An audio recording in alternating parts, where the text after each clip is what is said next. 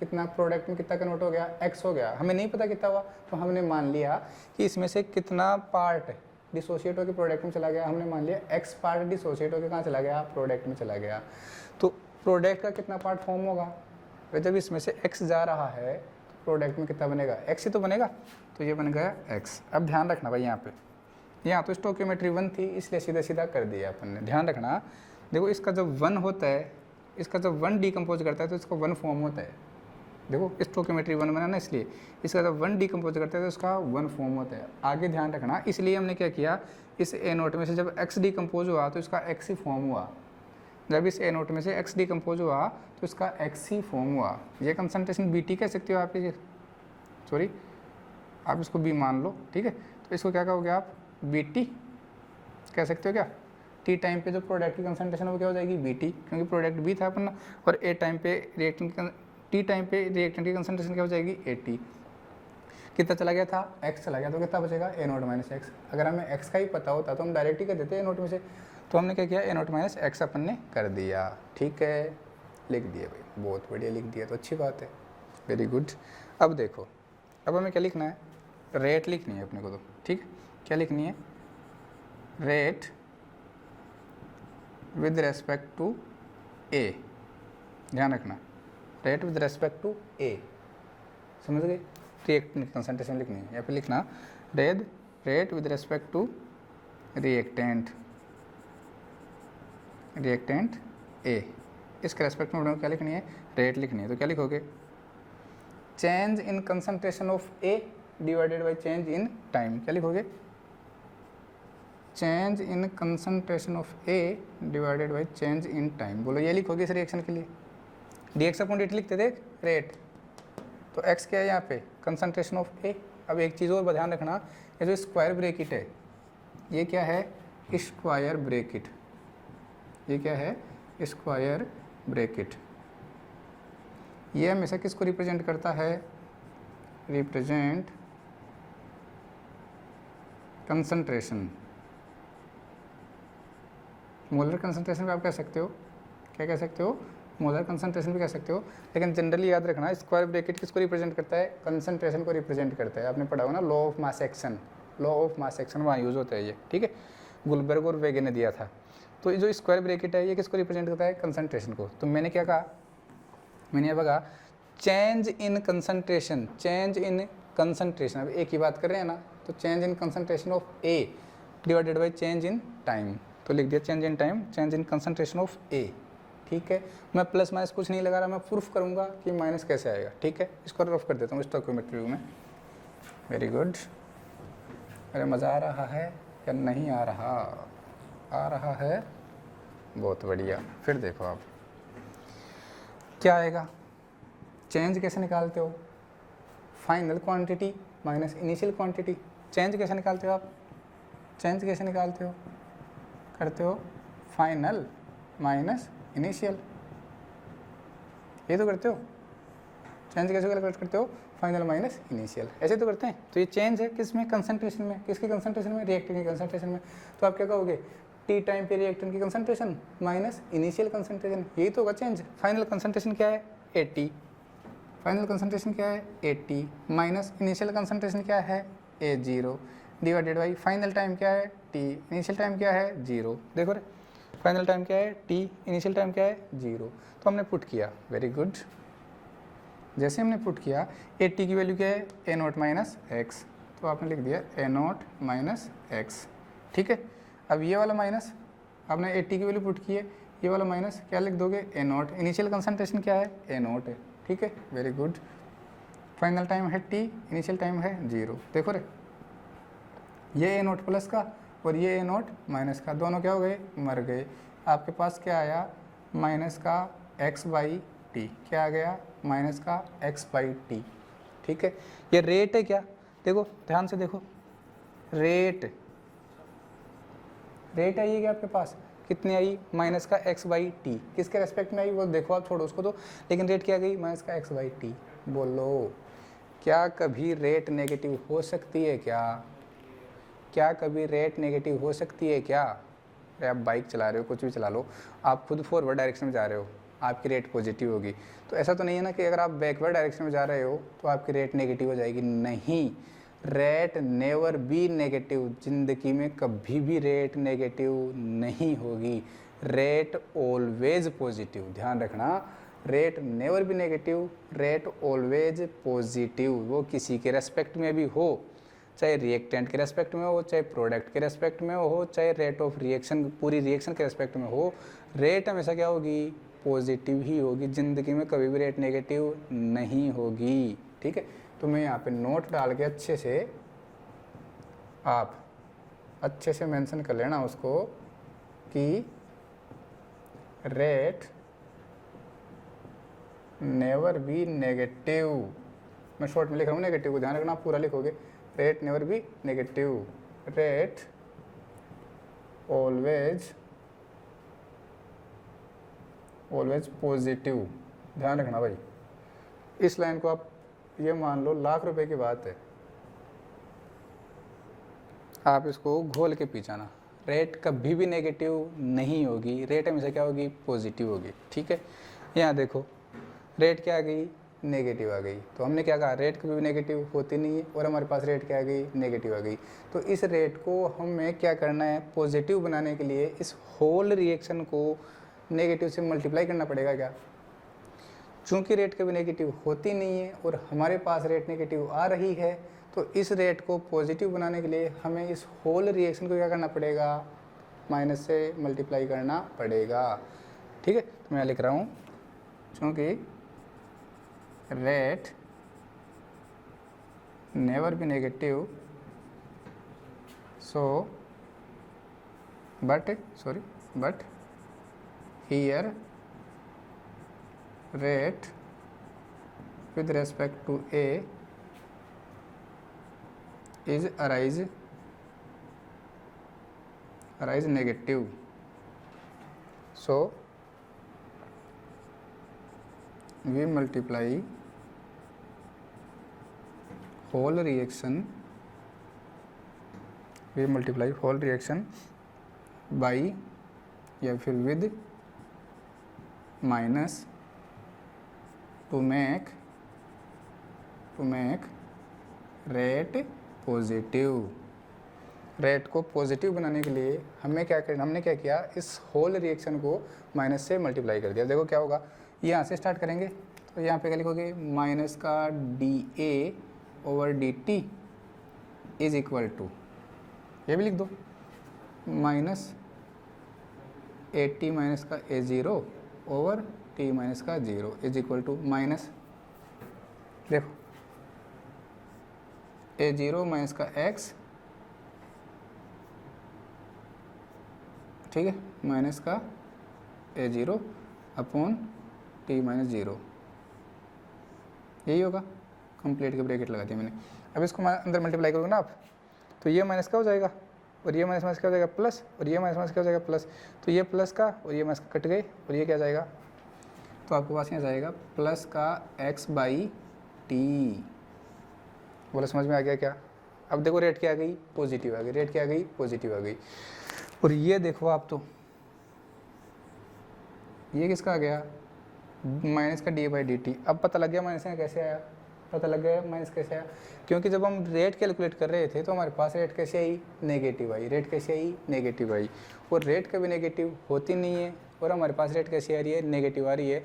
तो हमें रेट को पॉजिटिव बनाने के लिए हमने क्या किया, उस रिएक्शन को, कंप्लीट रिएक्शन को नेगेटिव से मल्टीप्लाई कर दिया, तो हमारे पास रेट कैसी आ गई, पॉजिटिव आ गई। ध्यान रखना, rate with respect to A क्या आई है, x/t। अब ऐसे ही विद रेस्पेक्ट टू हम b भी निकालेंगे और फिर with respect to complete reaction भी अपन क्या निकालने जा रहे हैं, रेट निकालने जा रहे हैं। तो मैं इधर कैलकुलेट कर रहा हूँ, नंबर 2,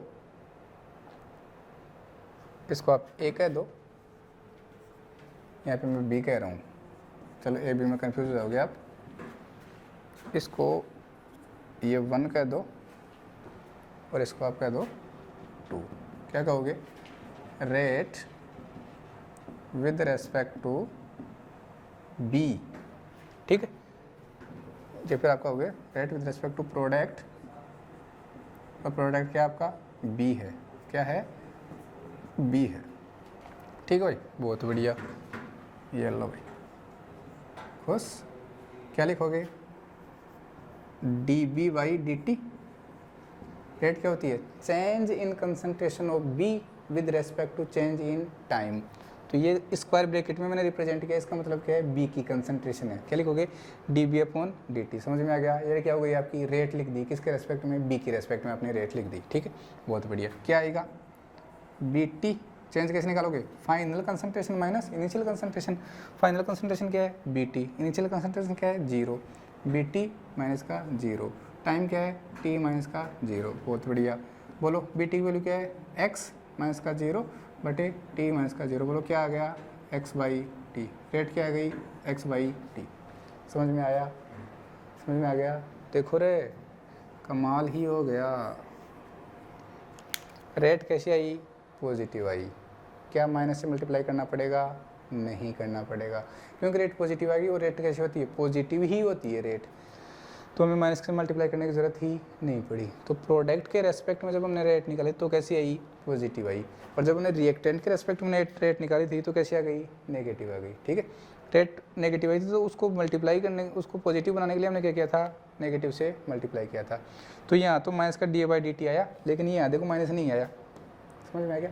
लेकिन एक चीज़ आप गौर करो ध्यान से, ए के रेस्पेक्ट में जो रेट आई थी वो एक्स बाई टी थी, और बी के रेस्पेक्ट में जो रेट आई वो भी क्या है? X by t. तो आप यहाँ से ये कंक्लूजन निकाल सकते हो क्या कि रेट आप चाहे रिएक्टेंट के रेस्पेक्ट में लिखो चाहे प्रोडक्ट के रेस्पेक्ट में लिखो, रेट हमेशा सेम ही रहेगी। ठीक है, आप कंक्लूजन नोट करके ये लिख लेना इस चीज़ को कि रेट चाहे आप रिएक्टेंट के रेस्पेक्ट में लिखो चाहे आप प्रोडक्ट के रेस्पेक्ट में लिखो, रेट हमेशा क्या रहेगी? सेम रहेगी। देखो हमने रिएक्टेंट के रेस्पेक्ट में लिखा रेट को, क्या आई? एक्स बाई टी आई। जब हमने इसको, हमें विश्वास नहीं हुआ, इस बात में हमें क्या हुआ? विश्वास नहीं हुआ, तो हमने क्या किया? उसको प्रोडक्ट के रेस्पेक्ट में लिखा रेट को। तो हमने देखा प्रोडक्ट के रेस्पेक्ट में क्या आ गई? सेम ही आ रही है, चाहे कोई सी भी रिएक्शन हो। ये तो मैंने आपको सिंपल केस लिया है, जब वेन स्टोइकियोमेट्री इज 1। ठीक है, ये तो मैंने सिंपल केस लिया है। आगे जब आप कोई भी कॉम्प्लेक्स केस भी लोगे तो भी रेट हमेशा क्या रहेगी? इक्वली रहेगी। न्यूमेरिकल भी करके बताऊंगा मैं आपको यहाँ से। ठीक है, तो हमें यहाँ से क्या पता लगा? आज के बाद में आप नोट करोगे कि रेट जो होती है, चाहे वो रिएक्टेंट के रेस्पेक्ट में लिखो चाहे वो प्रोडक्ट के रेस्पेक्ट में लिखो, रेट हमेशा क्या रहेगी? सेम ही रहेगी। रेट हमेशा क्या रहेगी? सेम ही रहेगी। तो आप इस बात को नोट कर लेना कि रेट जो होती है वो हमेशा सेम होती है, चाहे उसको रिएक्टेंट के रेस्पेक्ट में देखो चाहे उसको प्रोडक्ट के रेस्पेक्ट में देखो, रेट हमेशा क्या रहेगी? सेम रहेगी। चलो ठीक है भाई, आपकी इच्छा के लिए हम एक काम और कर देते हैं, रेट ऑफ रिएक्शन और लिख देते हैं भाई। क्या लिख देते हैं? रेट ऑफ रिएक्शन लिख देते हैं। लिख दोगे रेट ऑफ रिएक्शन? ले, वेरी गुड। तो जब आप रेट ऑफ रिएक्शन लिखोगे तो क्या देखा आपने? माइनस का d A by d t, ठीक है, इज इक्वल टू क्या आया? D B by d t is equal to x by T आई। क्या देखो रेट ऑफ रिएक्शन, रिएक्शन में क्या क्या आ रहा है? रिएक्टेंट और प्रोडक्ट। तो रिएक्टेंट के रेस्पेक्ट में रेट क्या है? माइनस का d A by d t लिख दिया, माइनस का d A by d t. Product के रेस्पेक्ट में d B by d t, तो इक्वल में लिख दिया d B by d t. और दोनों की वैल्यू कितनी आ रही है? X by t. दोनों की वैल्यू कितनी आ रही है? X by t. तो ये क्या हो गई आपकी? Whole rate of reaction. क्या हो गई? Whole rate of reaction. बोलो कोई दिक्कत है इसमें? मेरे ख्याल से तो नहीं होनी चाहिए। अगर फिर भी कोई दिक्कत है तो इसको मैं रफ करता हूँ और आपको नेक्स्ट एग्जाम्पल की तरफ लेके चलता हूँ। ठीक है, मिटाऊँ इसको, मिटाऊँ सब कुछ को मिटा दूँ? आप एक बार इसको पॉज करो और इस पूरे से बोर्ड का अच्छे से लिख लो। मैं आपको दूसरा क्वेश्चन करवाता हूँ। ठीक है, मैं सब कुछ लिख रहा हूँ, मिटा रहा हूँ, ध्यान रखना। मैं ये लो सब कुछ मिटा रहा हूँ, मैं सब कुछ रफ कर रहा हूँ। ठीक है भाई, वेरी गुड वेरी गुड। ध्यान रखना मेरा बात, मेरा स्टेटमेंट याद रखना। कौन सा स्टेटमेंट? कौन सा स्टेटमेंट सर? वही वाला, अरे वो जो आपने थोड़ी देर पहले सुना। कौन सा? अरे कि रेट है उसको किसी के रेस्पेक्ट में भी लिखो, रेट हमेशा क्या रहेगी? सेम रहेगी। तो केस 2 इसमें अपन ले रहे हैं, केस 2 इसमें अपन ले रहे हैं वैन देखो भाई हैंड राइटिंग मेरी अच्छी नहीं है तो कृपया उसके लिए खेद है, उसका कोई उपाय भी नहीं है। When stoichiometry is not 1 is not 1, तब स्टोकियोमेट्री क्या नहीं हो, 1 नहीं हो, उस टाइम पे क्या होगा। देखो एक एग्जांपल लेके चल रहे हैं भाई, 2a will give 3b, 2a will give 3b, ठीक है। बस ये एग्जांपल और समझाऊंगा मैं, इसके बाद में तो हम डायरेक्ट ही करेंगे, फिर ये लंबे मेथड्स नहीं जाएंगे। ये तो मैं क्या कर रहा हूँ, आपको प्रूफ कर रहा हूँ कि नेगेटिव क्यों लगाते हैं और जो कोफिशिएंट आ रहे थे ना उनको डिवाइड में अपन क्यों करते हैं, उस चीज़ को मेरे को प्रूफ करना था, इसलिए मैं बता रहा हूँ आपको, ठीक है। बहुत बढ़िया। सबसे पहले इनिशियली, ठीक है, इनिशियली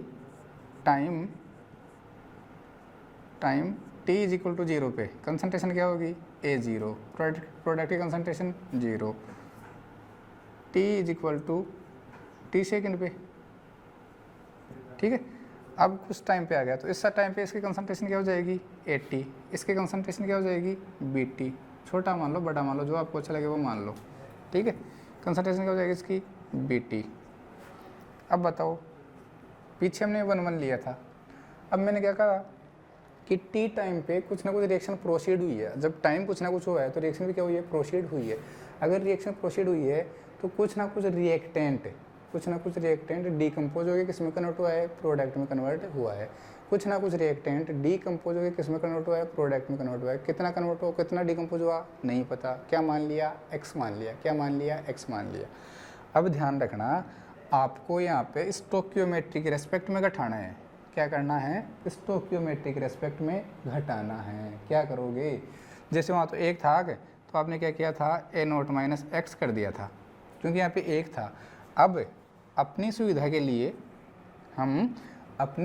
लिए इसको क्या करेंगे, ये 2x माइनस करेंगे इसमें से। क्या करोगे, 2x, जो स्टोकियोमेट्री होती है ना भाई, जो स्टोकियोमेट्री होती है उसके रेस्पेक्ट में घटाते हैं। अगर यहाँ पे 5 होता तो हम 5x करते हैं माइनस का, ठीक है।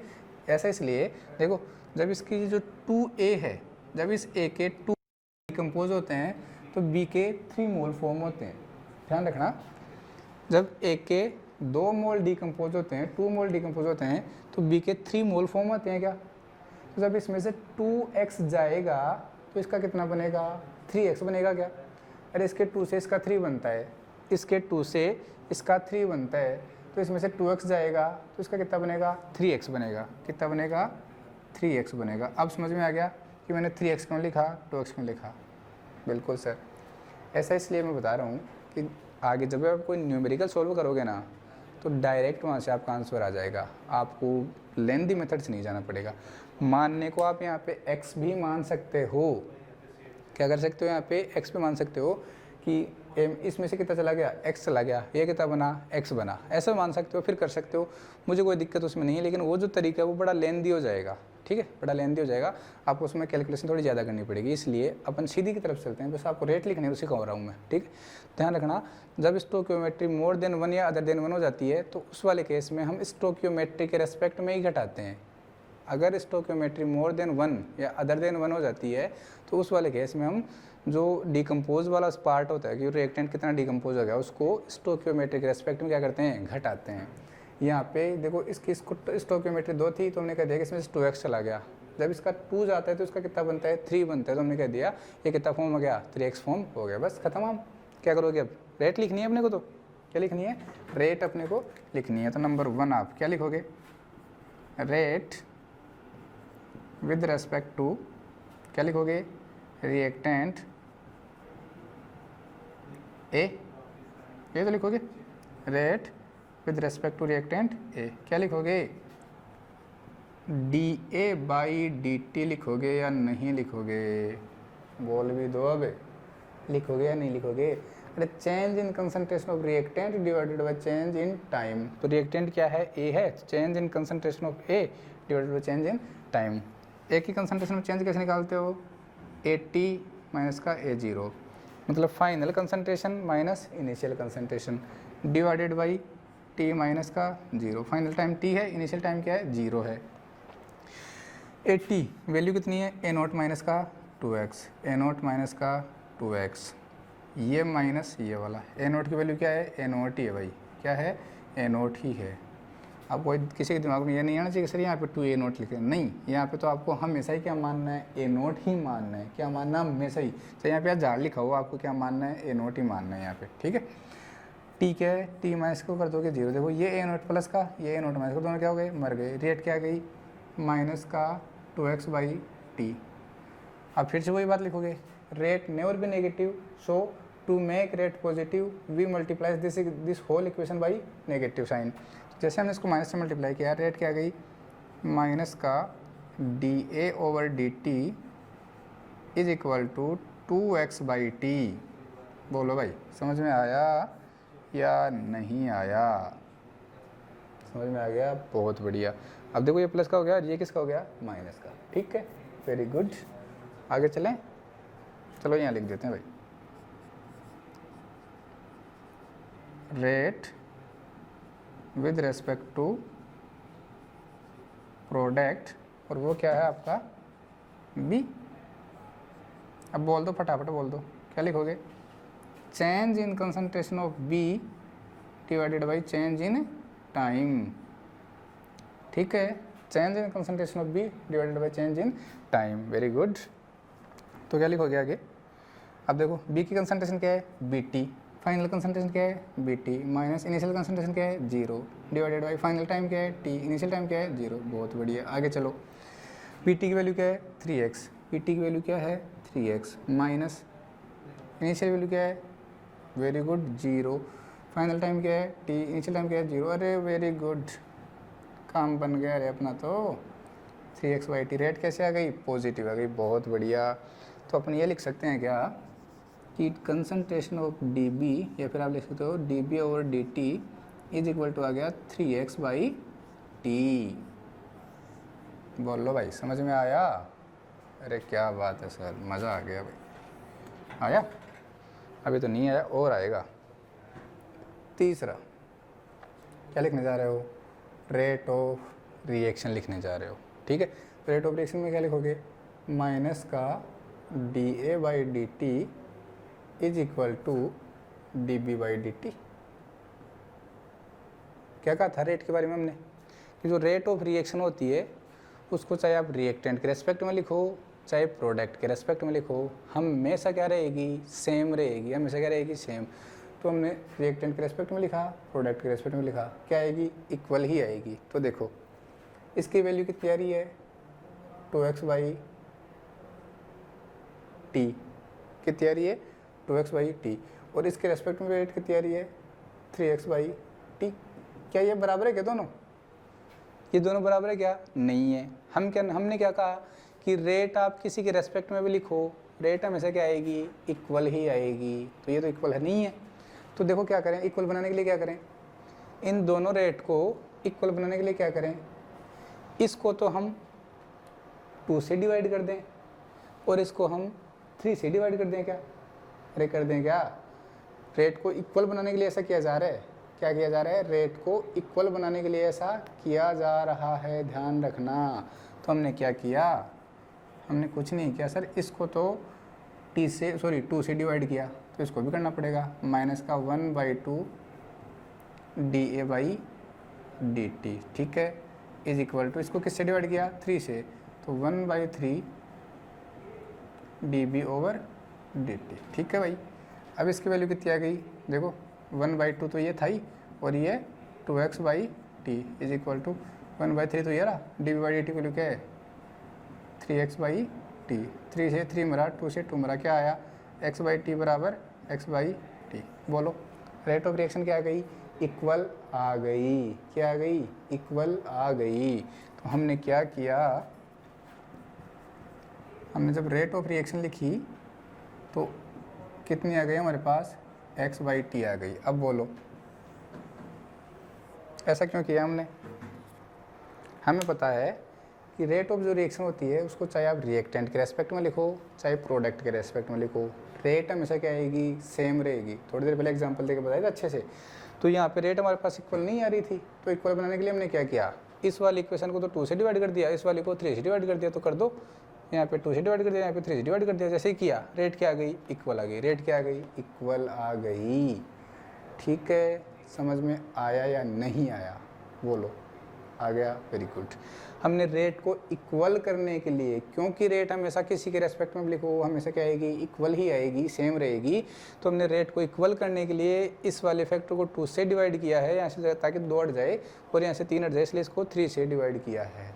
अब हमने जब क्वेश्चन को देखा तो हमें तो पता लगा कि इस एक का स्टोइकियोमेट्रिक कोएफिशिएंट क्या है 2, तो हमने इसको देखो कुछ नहीं किया, डिवाइड में लगाया डायरेक्ट ही। और बी का स्टोइकियोमेट्रिक कोएफिशिएंट क्या है 3, तो हमने इसको भी डायरेक्ट क्या लगाया है, क्या लगाया है, अरे डिवाइड में लगाया है।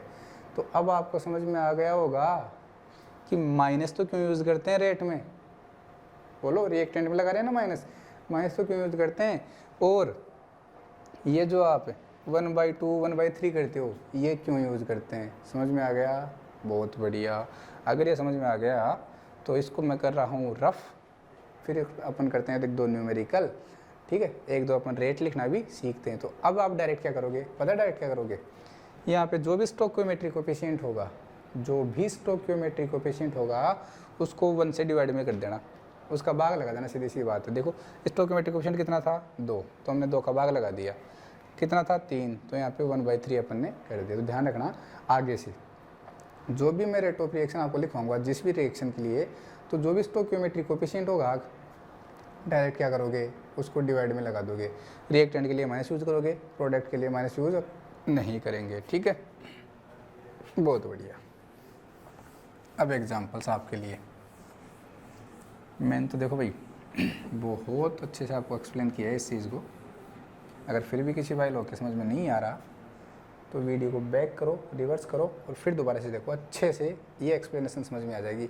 अगर नहीं एक्सप्लेनेशन समझ में आ रही तो डायरेक्ट अपना मेथड है ही, वो मैंने आपको इसलिए खोल के बताया गया, आपको पता लगे एक चीज़ कि ऐसा क्यों होता है। और ऐसा पूरी अपन केमिस्ट्री में, ऐसा जब भी जितनी भी केमिस्ट्री पढ़ेंगे सब में एक एक चीज़ का रीज़न पढ़ेंगे। रट्टा तो किसी चीज़ को नहीं मारेंगे, रट्टा तो किसी चीज़ का नहीं मानेंगे, हर चीज़ को समझेंगे। याद भी किसी चीज़ को अपन नहीं करेंगे, याद भी अपने को नहीं करना, केवल समझना है, ठीक है, अच्छे से समझो। मैं आपको एग्जांपल्स दे रहा हूँ। अब एक रिएक्शन आपके पास N2 + 3H2 will give price of NH3, बोलो रेट लिखो इसकी क्या लिखो, रेट लिखो। तो सबसे पहले हम चले rate with respect to nitrogen, एक लिखेंगे पहले विद रेस्पेक्ट टू नाइट्रोजन। क्या लिखा, dN2/dt, ये तो लिखो है, change in concentration of nitrogen divided by change in time. अब क्योंकि ये रिएक्टेंट है तो मैं इतनी बड़ी प्रोसेस से ना जाके डायरेक्ट क्या लगा रहा हूँ, यहाँ पे माइनस लगा रहा हूँ, इज इक्वल टू क्या, कोई स्टोइकियोमेट्रिक कोएफिशिएंट है क्या, rate of with respect to nitrogen लिख रहे हैं, तब लिखा है अपन ने, ध्यान रखना रे। जब हमने ए और बी के रेस्पेक्ट में रेट लिखी थी तो उनके लिए यहाँ पे ये कोएफिशिएंट नहीं लगाए थे ना। जब हम रेट ऑफ रिएक्शन लिख रहे हैं ना तब लगा रहे हैं ये कोएफिशिएंट, जब हम रेट ऑफ रिएक्शन लिख रहे हैं तब ये कोएफिशिएंट लगा रहे हैं। जब आप पर्टिकुलर एक की बात करते हो ना, किसकी, रिएक्टेंट की या प्रोडक्ट की, तो हम स्टोइकियोमेट्रिक कोएफिशिएंट नहीं लगाते, ध्यान रखना इस बात का। ये तो क्या गई, किसकी रेट आ गई, नाइट्रोजन की। दूसरा rate with respect to hydrogen, क्या लिखोगे, माइनस का dH2/dt, सीधा सीधा ध्यान रखना भाई। अगर पर्टिकुलर एक की स्पीसीज़ की पूछे, या तो रिएक्टेंट की पूछे या प्रोडक्ट की पूछे, तो आपको स्टोइकियोमेट्रिक कोएफिशिएंट नहीं लगाना। क्यों नहीं लगाना, देखो क्या कह रहा है, rate with respect to nitrogen लिखो, तो हम क्या लिखेंगे, हमें उससे स्टोइकियोमेट्रिक कोएफिशिएंट से कोई लेना देना नहीं है। हम लिखेंगे change in concentration of nitrogen divided by change in time, यही तो लिखते हैं। क्या लिखते हैं, change in concentration of nitrogen divided by change in time, बस हमें इससे मतलब है। अब आगे रेट कुछ भी आए अपने को उससे मतलब नहीं है। जब वो रेट ऑफ रिएक्शन लिखवाएगा, तो सबकी रेट अलग अलग आएगी, और रेट को इक्वल करने के लिए हम स्टोइकियोमेट्रिक कोएफिशिएंट से डिवाइड करेंगे। लेकिन जब वो पर्टिकुलर एक की रेट पूछता है, जैसे नाइट्रोजन की पूछ लिया, हाइड्रोजन की पूछ लिया, फिर अमोनिया की पूछ लिया, ठीक है, ऐसे कहेगा वो rate of decomposition of nitrogen, क्या कहेगा, रेट ऑफ डिकम्पोजिशन, ठीक है, ऑफ नाइट्रोजन। भाई ये जो रिएक्टेंट ये डिकम्पोज होते हैं, प्रोडक्ट क्या होता है, फॉर्म होता है। ऐसे लिखोगे आप, rate of decomposition of hydrogen, ठीक है भाई, वेरी गुड, बहुत बढ़िया। लास्ट रेट ऑफ फॉर्मेशन, मेरी जो इंग्लिश है बड़ी हाई फाई है, rate of formation of ammonia. क्या लिखोगे? Change in concentration of ammonia divided by change in time. Plus आप लगाना चाहोगे, लगाओ तो लगाओ, नहीं मत लगाओ, प्लस लगाना ज़रूरी नहीं होता। ठीक है, तो ये तो हमने क्या लिख दिया, पर्टिकुलर एक एक के रेस्पेक्ट में रेट लिख दी। अब मुझे क्या लिखना है, ध्यान रखना, बहुत ही इंपॉर्टेंट चीज़ है ये बहुत ही इंपॉर्टेंट चीज़ है। एग्जाम में यहाँ से थ्योरेटिकल क्वेश्चन पूछ लेते हैं, अपन टिक मार के आ जाते हैं गलत वाले के ऊपर। ठीक है, अब हमें क्या लिखना है, यहाँ पे रेट ऑफ रिएक्शन लिखनी है। तो जब हम रेट ऑफ रिएक्शन लिखेंगे ना, तब स्टोइकियोमेट्री कोएफिशिएंट को शामिल करेंगे। तो आपने देखा -1/1 dN2/dt, क्योंकि रेट ऑफ रिएक्शन तो क्या होती है, इक्वल होती है। तो इसका कोई स्टोइकियोमेट्रिक कोएफिशिएंट कितना है 1, तो 1/1 कर दिया, इज इक्वल टू, करो तो करो नहीं मत करो, मैं तो आपको समझाने के लिए मैं ये मान रहा हूँ कि आप 0 से पढ़ रहे हो, इसलिए मैंने ये कर रहा है। ठीक है, और वैसे मैं तो ये भी मानता हूँ कि आप तो बहुत ही इंटेलिजेंट हो, इसलिए मैं इस 1/1 को नहीं लिख रहा। ठीक है, माइनस का 1/3 dH2/dt, सही है क्या, इज इक्वल टू 1/2 dNH3/dt। ये आपकी क्या आ गई, रेट ऑफ रिएक्शन आपकी आ गई। बोलो कोई दिक्कत है इसमें? ऐसा क्यों किया रेट ऑफ रिएक्शन लिखते टाइम हमने? सर आपने ऐसा क्यों किया? ऐसा इसलिए किया कि जो रेट ऑफ रिएक्शन होती है उसको आप चाहे रिएक्टेंट के रेस्पेक्ट में लिखो चाहे प्रोडक्ट के रेस्पेक्ट में लिखो, रेट ऑफ रिएक्शन में से क्या रहेगी, सेम रहेगी। रेट ऑफ रिएक्शन में से क्या रहेगी, सेम रहेगी। तो देखो भाई क्या करने वाले हो आप क्या करने वाले हो, रेट ऑफ रिएक्शन को इक्वल बनाने के लिए हमने इन स्टोइकियोमेट्रिक कोएफिशिएंट से इनको डिवाइड कर दिया। जब पर्टिकुलर एक एक स्पीसीज के रेट पूछे तो आपको ये वाला करना है, स्टोइकियोमेट्रिक कोएफिशिएंट से कोई मतलब आपको वहाँ पे नहीं होगा। समझ में आ गया? अब तो समझ में आ गया कि नहीं आया? अरे बोल भी दो, आ गया ना? ये तरीका अच्छे समझ लेना। अब मैं आपको क्वेश्चन करवा रहा हूँ, ठीक है? एक दो के तो रेट लिखो आप, पहले एक दो के तो क्या लिखो, डायरेक्ट रेट लिखो।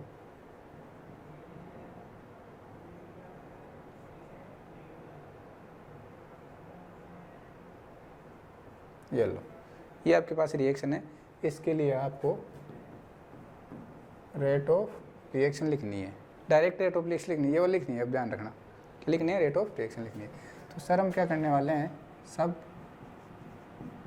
ध्यान से देखो क्या करने वाले हैं हम, जो भी स्टोइकियोमेट्रिक कोएफिशिएंट होता है उसको डिवाइड में लगा देते हैं। तो आपने क्या किया, देखो रिएक्टेंट है ना, तो माइनस का dA/dt, ये तो लिखोगे। स्टोइकियोमेट्रिक कोएफिशिएंट कितना है 3/2, तो देखो 1/3/2 लिखोगे क्या भाई, यहाँ पे 2 था तो 1/2 कर दिया, यहाँ पे 3 था 1/3 कर दिया। तो ये जो भी है ना उसको 1 के ऊपर डिवाइड में करोगे। अब देखो बटे में बटा आ गया, तो ये 2 कहाँ चला जाएगा, ऊपर चला जाएगा। ठीक है, तो आप इसको कैसे लिखोगे, 2/3 हो जाएगा क्या, ये बहुत ही बेसिक चीज़ है। ये क्या हो जाएगा 2/3, ध्यान रखना, इज इक्वल टू माइनस का 1/4 dB/dt होगा। बोलो भाई, dB/dt होगा। ऐसे ही क्या होगा 5/2 हो जाएगा। अब डायरेक्ट लिख रहा हूँ भाई, 5/2 dC/dt। ये लो, ये क्या हो गया आपका, ये इस रिएक्शन की रेट ऑफ रिएक्शन हो गई। ठीक है, बहुत बढ़िया बहुत बढ़िया। ऐसे मैंने कोई एक हाइपोथेटिकल रिएक्शन लिख दी, ठीक है, लिख दी मेरी मर्जी। रेट ऑफ रिएक्शन लिखो, लिखने बैठ गए, माइनस का dH2/dt बराबर माइनस का dI2/dt बराबर 1/2 dHI/dt। बोलो सही है क्या? इसका स्टोइकियोमेट्रिक कोएफिशिएंट 1, 1/1, 1, 1/1, 2, 1/2, बस खत्म। रेट ऑफ रिएक्शन आपको ऐसे लिखनी है, विद स्टोइकियोमेट्रिक कोएफिशिएंट आपको रेट ऑफ रिएक्शन लिखनी है। एक और कर दो बस, फिर न्यूमेरिकल करते हैं। एक और कर दो आप,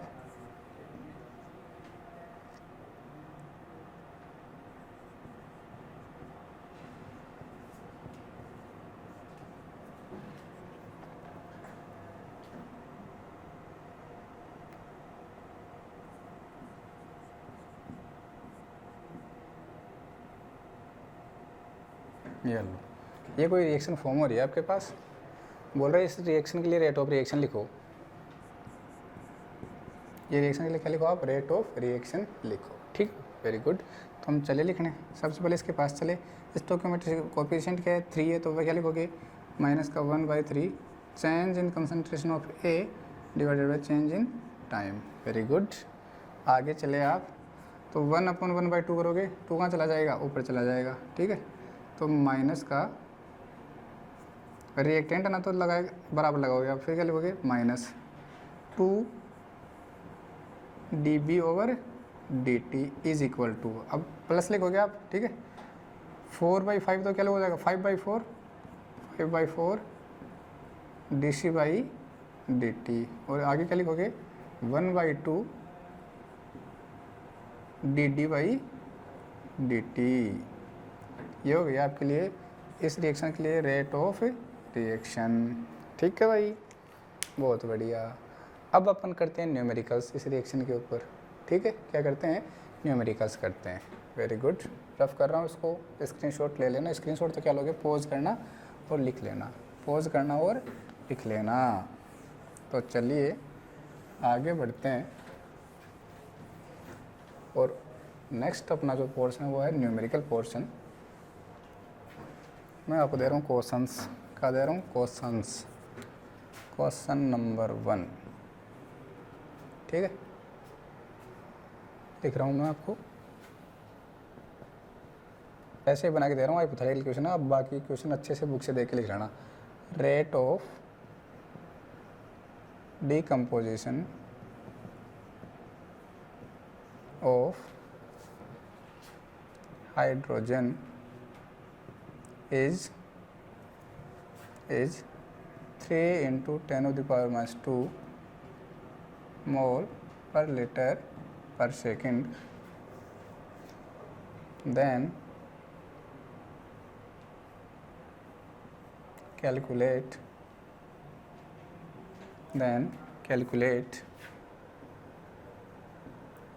rate of number 1 decomposition of N2, number 2 rate तो लिख दिया, rate of decomposition of N2, formation of ammonia, और थर्ड है rate of reaction for the reaction N2 plus 3H2 will give twice of NH3, ठीक है भाई। Question में क्या कहा गया है, क्वेश्चन में ये कहा गया है कि ये आपके पास एक गिवन रिएक्शन है, N2 plus 3H2 will give आपके पास ट्वाइस ऑफ NH3।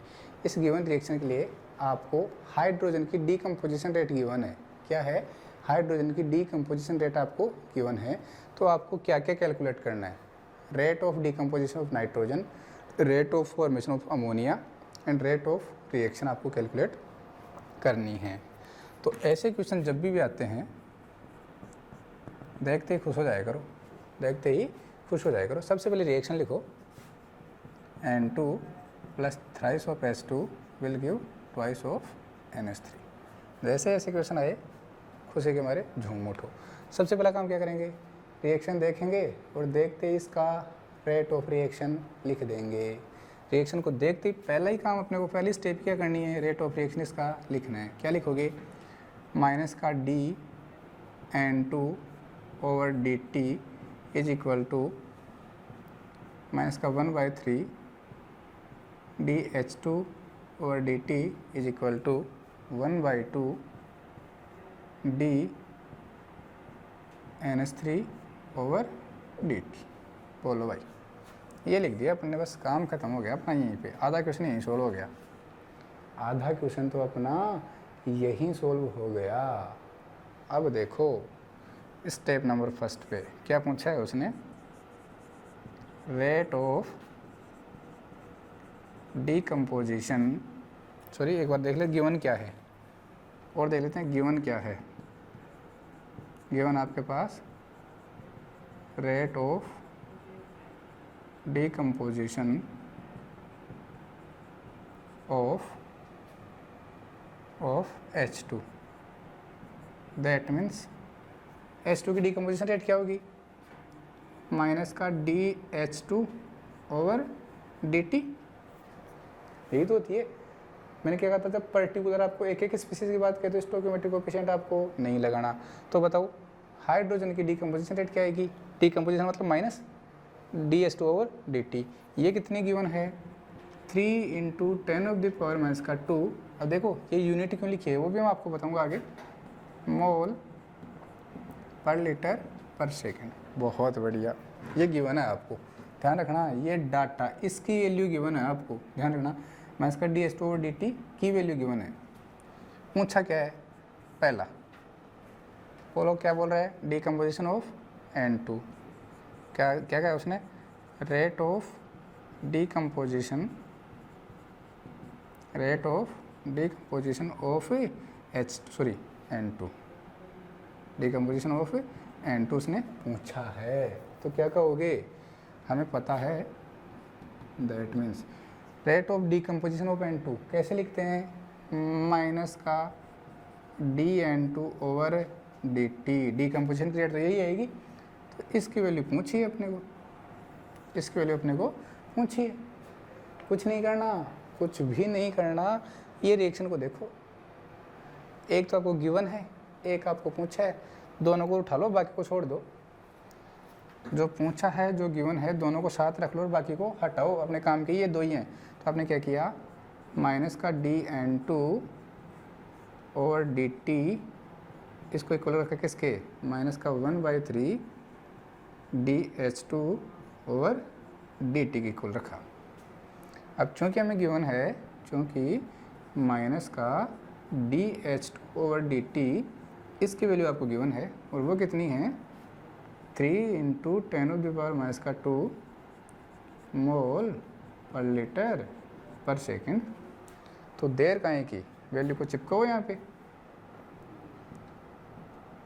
इसलिए माइनस का d दिख रहा है N2 over dt is equal to, देखो भाई इसकी वैल्यू आपको गिवन है, तो यहाँ पे 1/3 तो रहेगा ही रहेगा, इनटू ये जो ब्रैकेट में मैंने डब्बे में बंद किया, इसकी वैल्यू कितनी है 3 × 10⁻², 3 से 3 मरा, बोलो भाई, बोल भी दो। अब माइनस का dN2 ओवर dt वैल्यू कितनी आई 1 × 10⁻², यही था, ठीक है, -2 मोल पर लीटर पर सेकेंड। एक आंसर अपने पास आ गया है, एक आंसर अपने पास आ चुका है, जो मैंने डब्बे में बंद किया वो वाला। आंसर नंबर 2 की तरफ मूव करते हैं। बहुत ही इजी सा क्वेश्चन है, बहुत ही इजी, ये मान लो आप तो नए के बराबर एक क्वेश्चन है। क्वेश्चन नंबर 2 क्या कह रहा है, फॉर्मेशन ऑफ NH3, तो उसने कहा है rate of formation of NH3,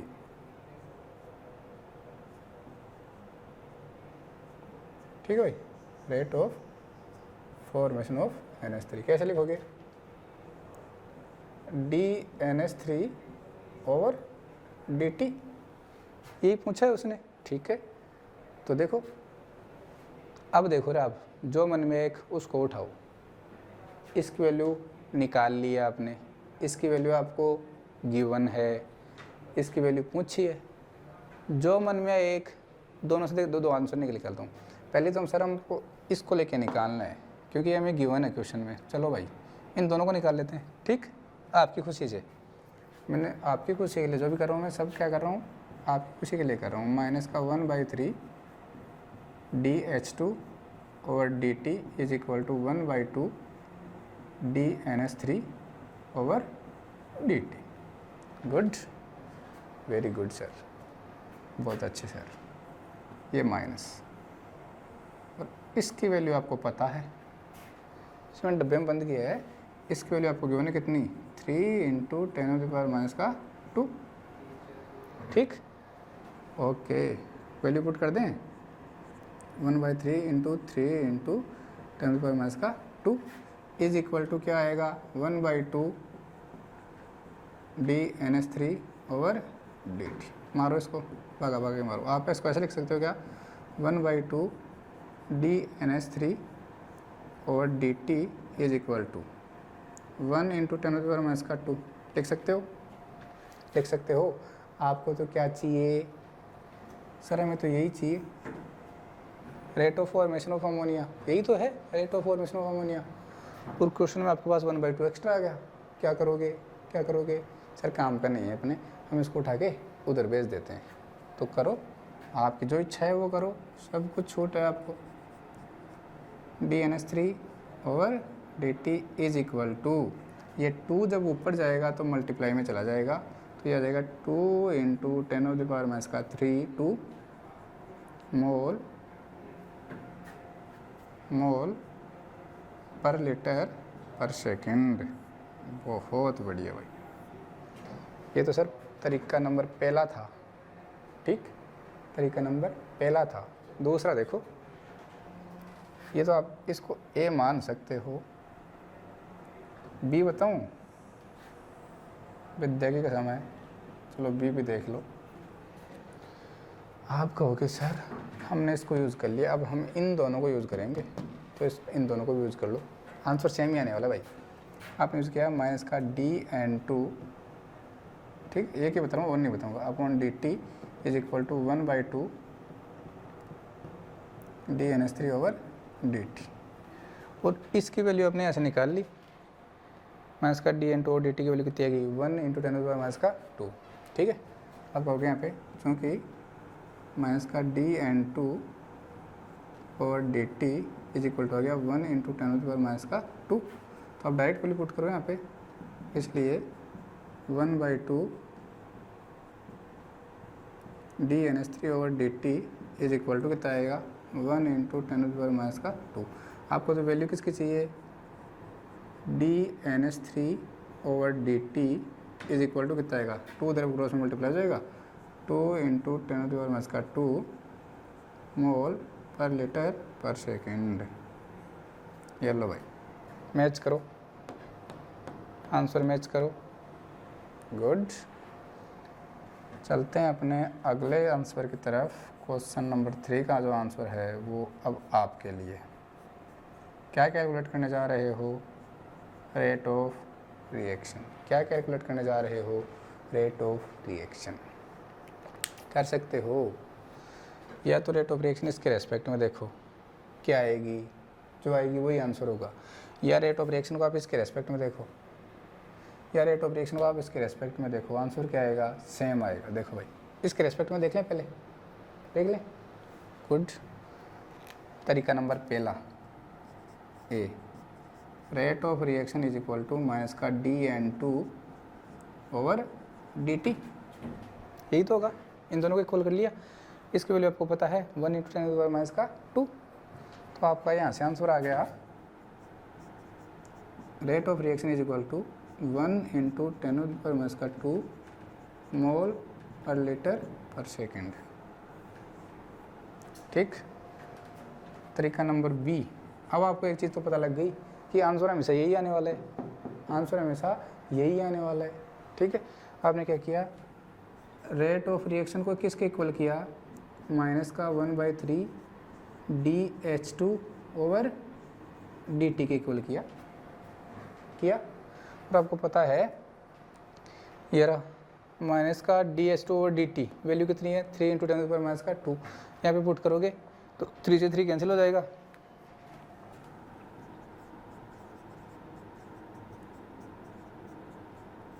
ये लो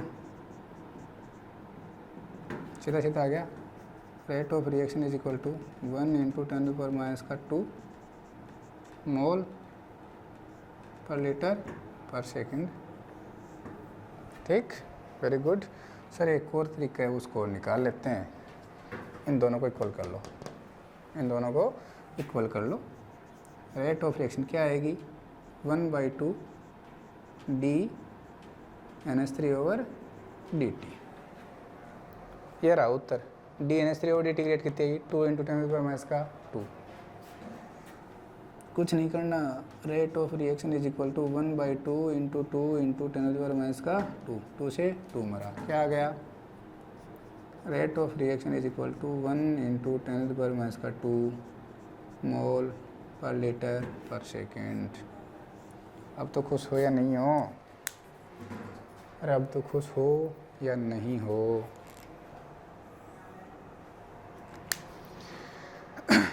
सबसे आंसर क्या आ रहा है? सेम आ रहा है। सबसे आंसर क्या आ रहा है? सेम आ रहा है। ठीक है, तो ये आपका क्वेश्चन हो गया। Rate with respect to nitrogen निकालो, rate with respect to hydrogen निकालो, rate with respect to ammonia निकालो। किसी के रेस्पेक्ट में भी रेट निकालो, रेट हमेशा क्या रहेगी? सेम रहेगी।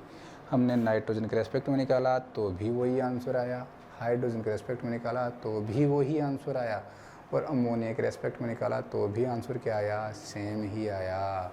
तो रेट को चाहे आप रिएक्टेंट के रेस्पेक्ट में देखो, चाहे प्रोडक्ट के रेस्पेक्ट में देखो, आंसर हमेशा क्या रहना है? सेम रहना है। आया समझ में?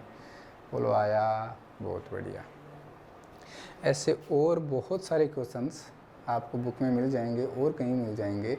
आप क्या करना, उनको सोल्व करने की कोशिश करना एज इट इज़, इसी तरीके से। सबसे पहला काम आपको क्या है, जैसे ही आपने रिएक्शन देखी, रिएक्शन को देखते ही क्या कर दोगे? हाँ, रेट ऑफ रिएक्शन लिख देंगे। रिएक्शन को देखते क्या कर दोगे? रेट ऑफ रिएक्शन लिख दोगे। ध्यान रखना, जब आप